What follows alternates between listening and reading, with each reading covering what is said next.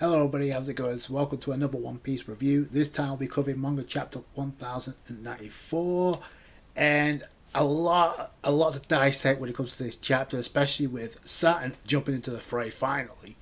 But we got Luffy and Kizaru on the cover of the Weekly Shonen Jump. I'm assuming to promote that fight, even though technically speaking it's a hard fight to judge considering one of them trolls the whole time and Luffy is hard to take it seriously considering he's in gear 5th. We got a cool colour spread with Rono Zoro on front and centre, leading the charge with the Shimotsuki clan. And I'm wondering after this chapter if Zoro's going to have a major role, because not only is he dealing with Rob Lucci right now, he could potentially deal with Kizaru, because we don't know how Kizaru is going to be affected from that fight with Luffy, and we don't know if Sanji could. It'd be kind of cool to see if Sanji steps up here against Saturn, but we'll have to wait and see. Atlas's commands to overwrite Kizaru's and to the pacifistas to like wipe out all the Marines and purge them off the island. I knew that was only going to affect the father, not necessarily Kizaru. I mean, that wasn't going to work anyway. Obviously, you're forgetting they didn't even know that one of the five elders was on board, and that was the whole point of Saturn saying, "Hey, don't let them know I'm up here because I saw a trump card." But the fact he reveals himself is kind of interesting. Either way, the father gets taken down. We get to see the shuttle that the Vegapunk took Atlas, Sanji and Frankie, so they're both on board to try and catch up with Bonney before the Marines do. And Sanji's like immediately spots Bonney, so that's actually pretty cool on Sanji's behalf. And he immediately darts off from the ship to where Bonney's at. Meanwhile, she's actually taken down 3 Marines, which is actually pretty cool considering she was actually kicked by Kizaru. That's actually pretty cool durability and a feat for Bonney, even though they are fodder, but you gotta give Bonney credit. The Vice Admiral Bluegrass attaches himself to one of the pacifistas, and this is the one that hasn't been affected by the commands of Atlas, so that's kind of interesting. The way this look good for Bonney because he's about to charge up a pacifista beam, and he's also traumatized because obviously that's basically a clone of Kuma, her dad. And then Sanji comes in to save the day. It's like, you can't freeze up like that, but Sanji kind of like not really being empathetic to the situation. And then they told me about Kuma being your dad, but you got to keep a cool head. And it's easy for Sanji to say, but how many times has he got himself into trouble because he let his emotions or his lust get the better of him? How many? So yeah, Sanji has no room to talk in my opinion. He does think better of Bonnie's situation, actually decides to dip and actually rejoin with Vegapunk and Atlas. And then we go to Labo Stratum, and this is where the clash between Kizaru and Gear 5 Luffy continues, and it looks like that attack from Kizaru may have affected Luffy to somewhat. I thought he was going to actually redirect the attack, but no, turns out he cut away and we go back to the actual fight itself. Again, Kizaru, his expression comes off as he's troll. He's like, I'm afraid I got a job to do. I can't finish it if we keep playing around. So it's like the indication like we're both playing around here. Like what? But if you look at that same panel, he's literally breathing. He's panting. Like how many times have we seen Kizaru get exhausted in a fight? This didn't happen at Marineford. Is Kizaru trolling, or is he literally having a really hard time with Gear 5th Luffy, who is, by the way, as I've mentioned in multiple chapters, multiple reviews, he is nerfed. He's not at full. Immediately, we see Kizaru, Luffy, Zoro, and Rob Lucci sense the presence of Saturn, or at least the magic circle appears, which I'll get to that in a minute, but it cuts elsewhere as well. We got 2 of the Vice Admirals in one panel, one of them being Doll. We got a middle panel with Usopp, Nami, and Chopper, and I believe that's York that's on the gurney, or it's either Stussy because they have blonde hair, which I'll also get back into in a minute because I think there's a lot of people questioning there's somebody missing that's been missing for quite a while. So we also see Jinbei get real concerned. So Jinbei's he may show up soon as well to back up Sanji and Frankie, so that'd be kind of cool. And then we get the dialogue. Pacifista units cease all action immediately. So don't attack, just like cease action immediately. But then this is where Vegapunk and Atlas realize that the only people that can have a higher authority than us is the Gorosei, and they finally put two and two together. So are the five elders, and then you see the magic circle, which is a first for One Piece. That's number one. Number two, this spells trouble because you see the aura emitting from it, and even and the thing to note is even the Marines are concerned by this. It's like whoa, and as soon as Saturn appears, you see why. The dialogue continues. All Marines on the island, be advised, Saint Saturn of the Five Elders is about to make landfall on Egghead. One of the five elders is here. You see Saturn beginning to emerge, and you first see, it looks like you see the silhouette, and then it turns into what we found out by the end of this chapter. And then Sanji spots something coming out of the circle, and then you see all of a sudden, from what was a silhouette to Saturn, and as soon as the Marines actually take notice of Saturn and his actual form, which is a no-no, what the hell, is that some sort of monster? This coming from one of the fodder, and he's pretty much done at that point, because you see a glare from his eye. It looks like he shot something from his eye, and the Marine's head just completely disintegrates. He's gone. He's done. He gets blown up. His head gets blown up. So that was real brutal especially we don't see that very often. And I guess it kind of needed to be to like emphasize just how serious the situation is with a member of the Gorosei being added to the battlefield. Remember, he's the Science God warrior, so and we get him saying, "I can't remember the last time I came to the surface." So has he been in Marajose like all these years? So that's something interesting too. And Bonney immediately takes notice of this, and then Saturn actually takes out the clouds that pilots the ship or engines the ship. They end up crashing into the ground, so that's not good for them, or at least for Vegapunk it's not. Kizaru and Luffy still going at it, but this is literally the final round because Luffy, you can see he's huffing, even though he's like using Muscle Man again. And Kizaru's like, yo, you haven't reached your limit yet. So I think that's what he was relying on. He was like playing around, waiting for Luffy to max out. So Frankie's like, we're counting on you, Luffy. And it's like, leave it to me. Luffy tries to attack, Kizaru blocks it and sends Luffy spinning. Luffy recollects himself and actually comes in with a White Star gun, which is actually pretty epic. Attack is strange because the attack looks like it lands through Kizaru's head, and then it does have some type of impact, but at the same time Luffy is like maxed out. It's like I'm really at my limit now, and he just drops to the floor. Saturn sees Luffy and he's like, Nika. So he knows, and he's probably dodged a bullet because I don't know if Saturn, how that fight would go. Again, it's kind of hard to measure Saturn as a threat if half the crew has to be nerfed. It's just saying. It's the same thing for Kizaru. It does them no favors. If you're trying to hype them up as a threat, then why the hell do they need to be nerfed?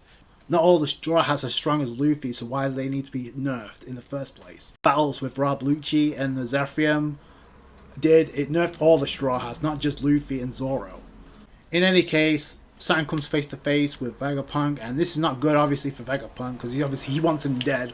Now, what's interesting about this, we actually get the reveal of Saturn's Zoan form. I think it's obviously confirmed now. That the question I have is, the form that we see Saturn is not just one. It's like a combination because it's either part bull or part bison, and the other. He also has like four. He has like 4 legs. This wouldn't be a first, but yeah, it's definitely interesting to see what his devil structure is. And how his abilities work, because all we see right now is a magic circle, and we don't. And it's obvious that Saturn isn't the one talking because the Marines are being addressed that Saturn's going. A member of the 5 elders is going onto Egghead Island, onto the surface. So the way that announcement comes off, it's like it's somebody else saying that. So is somebody else the one that's using that magic circle? It's weird. And when did that magic circle get planted? That's what I wanted to know. Did Kizaru do that? Doing it, and why is he doing this now? Hiding in the ship all this time. Why now? So it's obvious something is up.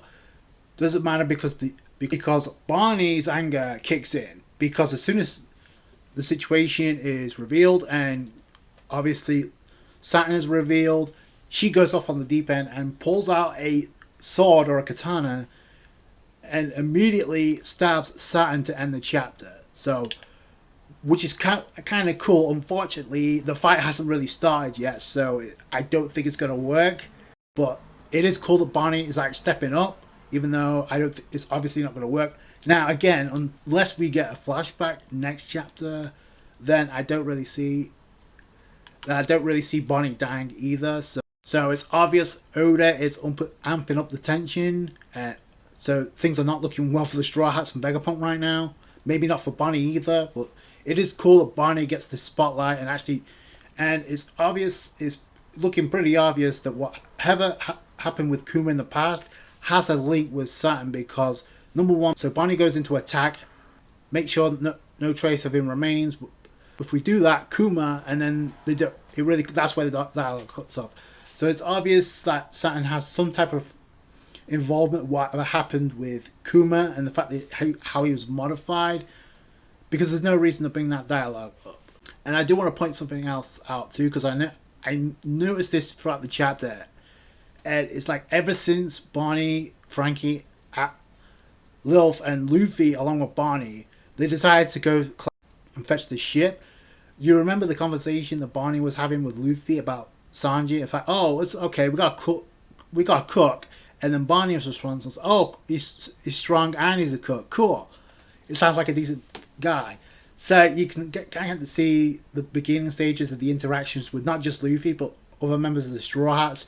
And in this chapter, we literally get Sanji revealing like, oh, now he's aware of the situation that Kuma was Bonney's father, and why a pacifista clone of Kuma would have such a high impact on Bonney right now in a mental state, because Sanji is like literally trying to say like, keep a calm head, thinks about the situation and decides to take Bonney with it and get out of the way. So because obviously it's a tough situation for Bonney to be in, so he's aware of that. So I like that, because it's like, it's not just Luffy becoming self-aware about Bonney's situation, and getting to know Bonney better and address Bonney with the pronunciation, because you literally see Luffy address Bonney by her actual name. How many times have we seen that? Did Luffy ever address Law by his actual name? No, it was always Tra. So that's the point I brought up at the beginning stages of this arc. It's like, okay, so there is a connection, and Oda's starting to bridge a connection with not just Luffy, but now Sanji. So that has to play a role into this. Maybe and that's why I said maybe Sanji does something here. This attack probably isn't going to finish the job with Saturn, but it is kind of cool getting to see Bonney in this role. And I did say, and Vegapunk kind of teased this, or Oda with Vegapunk kind of teased this early on in the arc, when Vegapunk literally said, if I give him Bonney that item or weapon. And we didn't really know what he meant by that. And I questioned that. It's like, oh, okay, so the fact that he brought that up and doesn't really reveal what that is, what the secret item or weapon is, means it's going to come into effect. So is this weapon? Is this what he was talking about? It's going to be kind of cool to find out where that's all come from, and what it's all about. And the fact that he's able to stab Saturn, it doesn't look good for Luffy right now, because he's obviously timed out of Gear 5th, and that was done by design. I don't want to hear anything else. Like, Luffy was nerfed going into this fight. If Luffy would have been at full, I don't think Kizaru would have won.